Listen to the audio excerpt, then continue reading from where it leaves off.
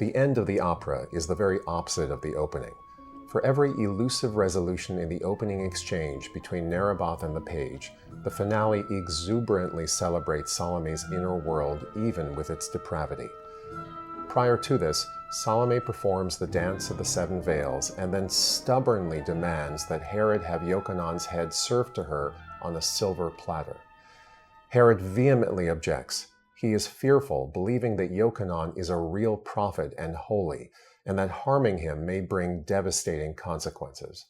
As is common in this opera, the number 3 is significant, possibly a reference to the Holy Trinity. As one example of the number 3's importance, Herod, to avoid executing Jochanaan, offers Salome 3 gifts, including precious jewels, saying, "All your secret desires I'll grant you, all save one. You may not ask me for the life of this prophet." But with Queen Herodias' enabling encouragement, Salome is relentless, and Herod relents. Toying with the severed head, Salome proclaims, "You looked on the face of God, Jochanaan, but me, you have never seen. If you had looked at me, you'd have fallen in love. I'm thirsting to drink your beauty. I hunger to taste your flesh. No wine nor fruit could banish all my fevered longing. What shall I do now, Jochanaan? All the surging waters cannot quench the fire of my desire and longing. The glorious secret of love is greater than is the secret of death." Observing this, Herod, horrified, shouts, "Veil the stars, veil the moonlight, for some disaster is at hand." It becomes very dark, and flutes and oboes repeat a 3-note figure, a motif of stifling and claustrophobic stasis. This 3-note figure repeats without change, a musical response to Salome's earlier persistent demands for Jochanaan's severed head, while the rest of the orchestra punctuates with a cluster of tones. Salome sings, "Now I have kissed your mouth at last, Jochanaan. There was a bitter lingering taste upon your lips. Could it be blood I taste? No, for perhaps it's the taste of love. They tell me that the taste of love is bitter, but what of that? For I've kissed your mouth at last, Jochanaan." And with the words "taste of love," the music temporarily moves into beautiful F major and D minor 7 harmonies, almost classical in their directness. Soon, the music swells again, moving chromatically up to F sharp major and D sharp minor 7 harmonies, before expanding into a glorious cadence on C sharp major.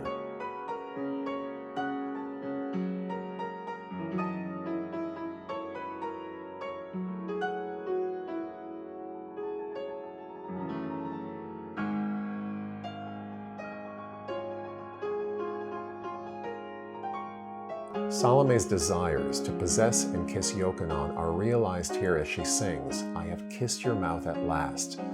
And the music's shift to major, to me, echoes the triumphant shift from minor to major as the 3rd movement transitions to the 4th in Beethoven's 5th Symphony. We hear a variation of Salome's leitmotif and the love leitmotif, which Strauss sets against Jochanaan's prophet motif.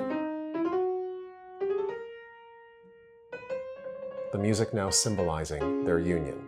Jochanaan's earlier rejection of Salome is annulled. Like the opera's opening metaphor for Salome, she is death, and her music swallows his with a reiteration of her C-sharp major key through a remarkably traditional, authentic cadence progressing from prolonged G-sharp dominant 7th to C-sharp major chords. The cadences, or points of resolution, that Strauss had avoided at the opera's start are now repeated and celebrated. In short, a triumph of ecstasy and satiated desires, but not without complication. As we hear the love leitmotif, Strauss includes a bitonal sonority that scholars have described as the most sickening chord in all of opera, an epoch-making dissonance with which Strauss takes Salome to the depths of degradation, and the quintessence of decadence. Here is ecstasy falling in upon itself, crumbling into the abyss. To me, this chord has a few possible meanings, one of which is Jochanaan's martyrdom for the inevitable destruction of the old world.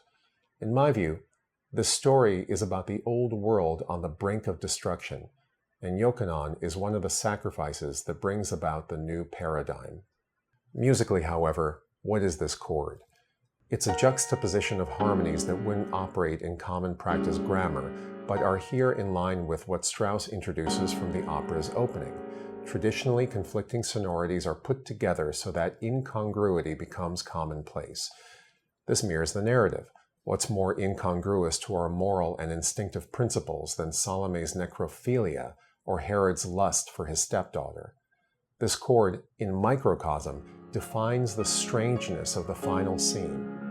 From the moment Salome possesses Jochanaan's severed head, her music is some of the most beautiful and romantic in the entire opera. With this, Strauss shows us that from Salome's perspective, her desires are as pure as Naboth's initial appraisal of her beauty. From the outside perspective, however, the Queen's page had warned us all along. This is a perverted and false love, and like the entire world of this opera, must be destroyed.